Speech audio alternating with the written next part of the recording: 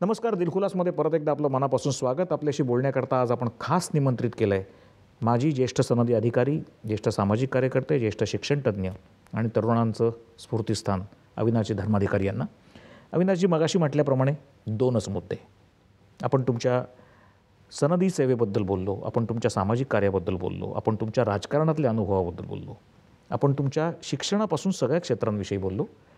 आता जो मुद्दा मला हवा आहे की या सगळ्या गोष्टींपासून अलिप्त झाल्यानंतर तुम्ही एक कलमी कार्यक्रम समोर ठेवलात, चाणक्य मंडळ.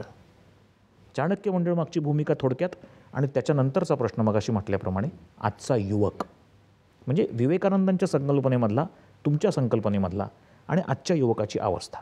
सगळ्यात पहिल्यांदा चाणक्य मंडळ. आपण जिथून बोलायला सुरुवात केली की 1986मध्ये महाराष्ट्रातून IAS झालेला मी एकच होतो. ते मी म्हणणारे माझ्यावरच्या संस्कारांमुळे. आपण IAS झालो म्हणजे कोण लय शाणे लागून गेलो असं नाही, उलटं ही आपल्याला मिळालेली एक संधी पण आहे आणि आपल्यावर सोपवण्यात आलेली जबाबदारी पण आहे. कारण मी IAS झालो तेव्हा महाराष्ट्रात मार्गदर्शनाची व्यवस्था शून्य होती. मला ट्रायल अँड एरर मेथड होती. पार मला मुख्य परीक्षा मी जेव्हा क्लिअर केली आणि आता इंटरव्ह्यू आहे, तर माझी इथून शोधाला सुरुवात होती की इंटरव्ह्यू काय असतो आणि कसा असतो. म्हणून मी IAS झाल्यावर माझ्या एक जबाबदारीचा भाग मानला की मग आपण महाराष्ट्रामध्ये याच्या मार्गदर्शनाची व्यवस्था उभी करू. त्या व्यवस्थेला माझ्या मनातलं त्याही वेळचं 86 सालातलं सुद्धा नाव चाणक्यच. सर्व्हिसमध्ये असण्याची वर्ष मग मी सुट्टीचे दिवस, दिवाळीचे दिवस, तसे सरकारी अधिकाऱ्याला 31 मार्चनंतर मिळू शकतात सुट्ट्या भरपूर. दिवाळीचे पण दिवस असे असते की मध्ये एक कॅज्युअल लीव टाकली तर सलग 8 दिवसाची मिळू शकते. हे सगळे दिवस मी राज्यभर ठिकठिकाणी वर्कशॉप घ्यायची मुलामुलींची आणि त्यांना स्पर्धा परीक्षेचं मार्गदर्शन करू अशी केली. असं 5-7 वर्ष केल्यावर मला लक्षात यायला आणि वाटलं की मी जाऊन किती ठिकाणी वर्कशॉप घेणार, म्हणजे रीच आपला किती जणांपर्यंत राहणार. आणि अशी वर्कशॉप घेताना एक त्याचा पॅटर्न लक्षात आला की काय तयारी केली पाहिजे, नंतर प्रश्न काय असतात मनात. म्हणून मग मी 93 सालच्या एप्रिलमध्ये चक्क 15 दिवसाची रीतसर रजा घेऊन पुस्तक लिहिलं आहे. त्याचं नाव एक विजयपथ. त्याचं प्रकाशन डॉक्टर गोवारीकर आणि BG देशमुख सरांच्या हस्ते झालं. ते मुख्यतः तरुण पिढीचं व्यक्तिमत्व विकसन आणि स्पर्धा परीक्षांची तयारी आणि एकूणच करिअरसाठी डेव्हलप कसं करायचं. पुढे अर्थातच मग जेव्हा ही वेळ आल्यासारखं वाटलं की आता ठरल्याप्रमाणे 10 वर्ष झाली, एकीकडे राजकीयसुद्धा आणि दुसरीकडे शैक्षणिक, हे एका वेळी करायचं आहे. त्यातल्या शैक्षणिक कार्याचं मग नाव चाणक्य मंडळ. माझ्या मनातला चाणक्य म्हणजे अगदी कमी शब्दात सांगायचं तर स्वतःसाठी काही नाही पण देशासाठी सर्व काही, याचं एक सिम्बल आहे, प्रतीक आहे. आणि ज्यांनी अन्यायी सत्ता दूर केली, नुसती अन्यायी एक सत्ता दूर करून दुसरी नाही आणली, तर दुसरी चारित्र्यवान पिढी तिथे बसेल आणि सत्ता न्यायनीतीने चालणारी असेल. ज्यांनी देशाची पुन्हा एकात्मता केली, येणारं परकी आक्रमण ओळखलं आणि एवढं सगळं प्रचंड केल्यावरसुद्धा जो त्याच्यात गुंतून न पडता काशी नगरीला जाऊन त्याने अर्थशास्त्र ग्रंथाची रचना केली, तर अनेक अर्थांनी हा एक प्रातिनिधिक सिम्बल. म्हणून मी माझ्या कार्याला शिवाय चाणक्य नाही म्हणलं तरी ब्युरोक्रॅट, मुळातला सरकारी एक व्हिजनरी असा की जो मुळात सरकारी नोकर होता, देशावरचं संकट ओळखून त्याने त्याचं जीवन पणाला लावलं. ते माझ्या मनातलं चाणक्य मंडळ ही शिक्षण संस्था, ती सर्वांना बरोबर घेऊन जाणारी. मी एक थोडासा बाजूला जाऊन आणखी एक मुद्दा आपणहून सांगतो. त्याच्या आपण ज्या अनुभवांविषयी बोललो आणि मी मोकळेपणाने बोललो आणि माझी अशी आता खात्री आहे की जीवनाच्या मी अशा टप्प्याला आहे की कुठेच आणि कुणाचबद्दल कसलीच कटुता माझ्या मनात यत्किंचितही शिल्लक नाही. असेल तो काळ, तो माझी साधना करून मला त्यावर मात करता आली आहे आणि जीवनाच्या या स्थितीचा मला विलक्षण आनंद आहे. पण त्यातल्या ज्याबद्दल आपण कटू अनुभवांबद्दल बोलत होतो एका अलिप्तपणे, असे माझ्या वाट्याला आल्यानंतर माझ्यासमोर चॉईस 2 राहतात. एक म्हणजे ती कटुता सारखी जिभेवर ठेव, त्यामुळे ती जिभेद्वारे पण सारखी व्यक्त पण होत राहील. आणि दुसरी म्हणजे सगळ्यांनाच शिव्या देत सुट. थोडं करेक्ट शब्दात बोलायचं तर की राजकारण भ्रष्ट आहे, कोणीही सत्तेत आली तरी भ्रष्ट आहेत, कारण निवडणुकाच भ्रष्ट आहेत आणि निवडणुकांसाठीच काळा पैसा लागतो, सगळ्यांनाच माहिती आहे. ठीक आहे, हे सगळं आल्यावरचे जे 2 चॉईस आहेत की एक भूमिका घेता येणं शक्य आहे की सगळेच चोर आहेत, दुसरी भूमिका घेता येणं शक्य आहे की सगळेच आपले आहेत.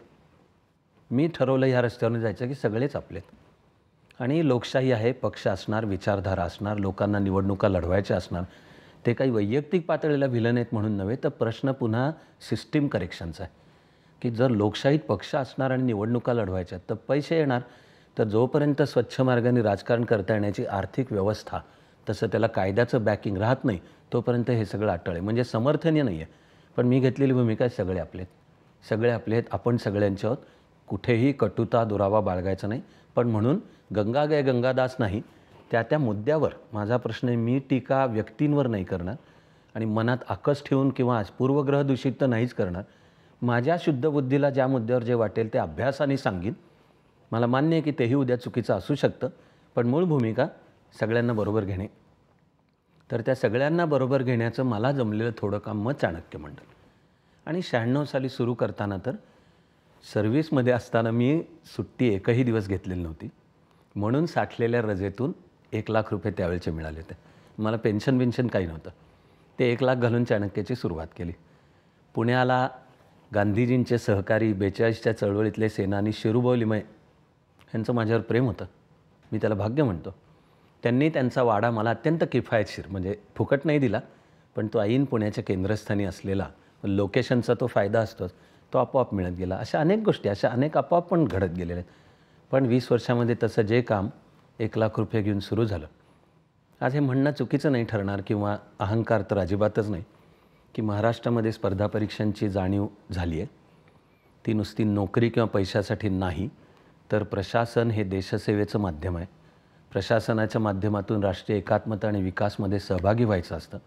मला माझ्या कामाबद्दल समाधान यत्किंचितही नाही, पण एक वस्तुनिष्ठ चित्र आज ॲब्सोल्युटली काश्मीरपासून कन्याकुमारी आणि कच्छपासून कोहिमा, आता जाऊ तिथे भारत सरकारच्या विविध सेवांमध्ये चाणक्य मंडलमधनं तयार होऊन अधिकारी आहेत आणि ते कामं उत्तम करत आहेत भारताच्या कानाकोपऱ्यात.